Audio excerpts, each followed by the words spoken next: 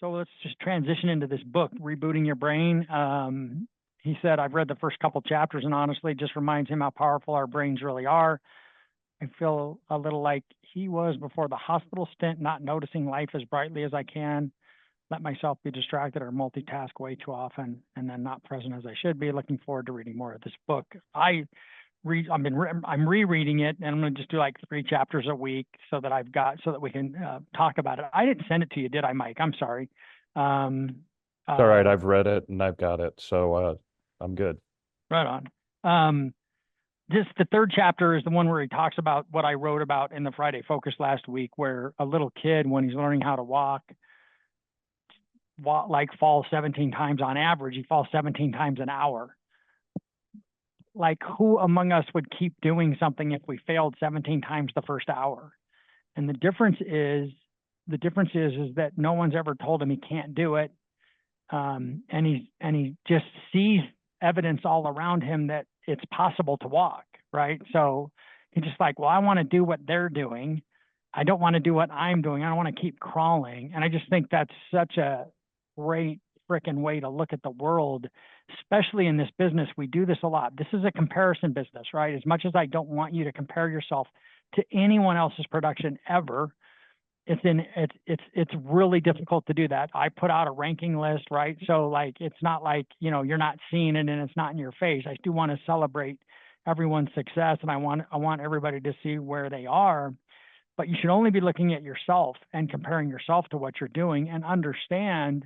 And this is a really good passage about this in Ninja Selling, where he talks about mastery and how you should never resent others that are doing better than you at something that you're not doing as well as.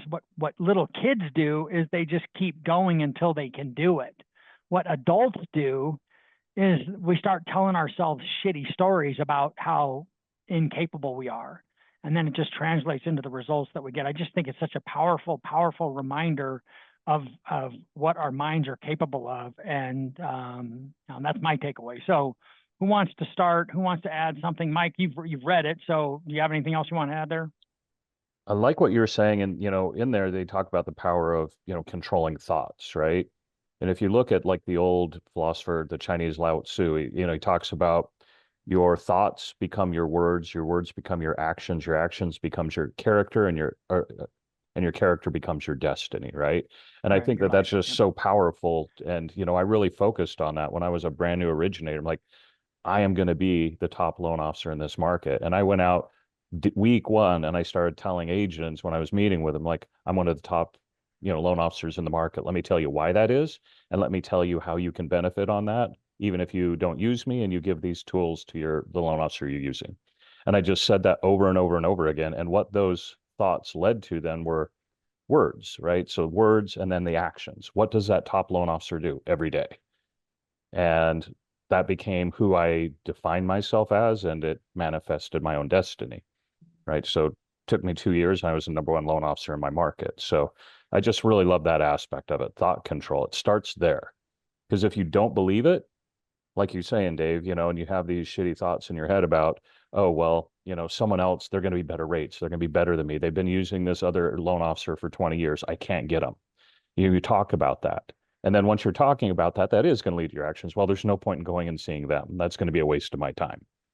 Right. And then that becomes your character. What is it that you're doing every day? And that becomes your destiny. And all of a sudden you're mired right where you thought you were going to be, started with your thoughts. So I think that's the most powerful thing I ever pulled out of that book is controlling the thoughts. Well, and to your point, as soon as you tell yourself you can't get the business, so there's no point in calling on them, it's a self-fulfilling prophecy, right? Like, well, then you created what you said you didn't want to have happen. You created it by your action, which was doing nothing. And it's just such a powerful way to go about it. Jay, you want to add something? Yeah, I mean, no, you guys nailed it. That's exactly what I have written down too, is the self-doubt, fear, negative self-talk, like all that's real, and I have to start practicing what I preach to my kids. I always talk to them about believing in themselves or nobody else will. And, so I think I could do a lot better with with the self-doubt. I tend to probably doubt myself a little bit too much right now. Yeah. So Dean. Yeah, along those lines, one of the things, and this kind of couples with what we were talking about on Monday about going out and just getting the business on your own, right? Like, and started in reading this book alongside that, I realized how often I talk myself out of stuff, not knowing that I'm talking myself out of stuff. Like it's just so automatic and so unaware of what we do running on autopilot that we don't even think about it. In fact, even the self-talk and those things, occasionally I'll say something and then I realize how negative it was. And I think this book, along with exercising this new muscle of talking to everybody, has really helped me realize how screwed up my head is. I found myself going, God, I hope I get COVID this week. Like if that's what it takes to fix, fine. Let's get in the hospital. Let's almost die, and so I can change my life. So, yeah, great. I'm like I said, just 5 chapters in. I know it gets to how you reboot your brain, but It does. I Yeah, it realize gets I there. need a reboot. It gets there. Casey, go ahead. Yeah, I mean, I think one of the things that just in the beginning, I have to go back to it, I'll butcher it, was fixing priorities, right? And like retraining what your priorities really are and making sure that you're focusing on that. And one of the things that and this was even before Dave threw this book at us, like a month ago, I realized like, hey, I haven't done things like personally that I used to do every single day, which was, I'm up at 4:30 or 5, and the first thing I do is I'm in the gym for an hour or an hour and a half. And, those things go away and you realize how hard it is to get back to do those things, and just realizing, hey, I want to do these things for my kids, for my family, to be happy, healthy, and present for my family. And that starts with the priorities that you have for yourself. And then everything kind of just grows off of that. It's just fixing one little thing at a time and making sure that you're continuing to build on that. And so it's kind of timely that we started reading this book, and that came at a point where I was like, all right, I've got to fix a couple things that I'm doing too, because it's too easy to fall back on the bad habits and just kind of forget about what you need to prioritize every day. Powerful. Run on. Giuseppe, go ahead. I haven't started the book yet. Okay. We're reading this with the team right now. I probably have like 2 weeks left, and I can only read one gold book with blue writing at a time. That's cool. Jack. Wonder what Started- marketing team put that together. Huh? They know there's some connection with the coloring on that. Yeah. Jack. Have also not started the book yet. I'm finishing up setting the table. Okay. I'm almost done. All right. Hopper. Same, but I'm reading. I have a thing of I can't start another book until I finish the one I'm reading. So I'm reading a book on helping my children. All right. So anyway, but that video that G sent last Thursday, Emily's been out of town this week, so I've, instead of like watching TV, I've just been watching David Goggins YouTube videos because G's video last week sent me down a rabbit hole, and it's eye-opening. So it sounds like it's pretty similar to the book, but like that guy's story is insane. How he was like making $20 an hour, like being like a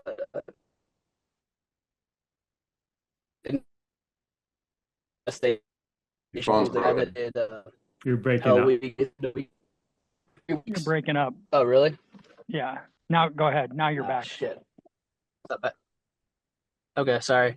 Anyway, he's like the only SEAL to have completed Hell Week 3 times in 1 year or something like that. But anyway, like the whole point is like he made up shit in his head that he wasn't never good enough, right? And he just was like, I'm done making excuses. So point is like over the last few years, I feel like I've made a lot of excuses and I've just tried to find like this like magic bullet to like fix business or, you know, hope rates come down or whatever. I'm just trying to find something when I should have just been focusing on myself. So it's a good lesson that I'm learning here to give back and like Casey said, and Dean just say fuck it and no excuses. So No, Well, don't listen and to Goggins' book in the car with the kids.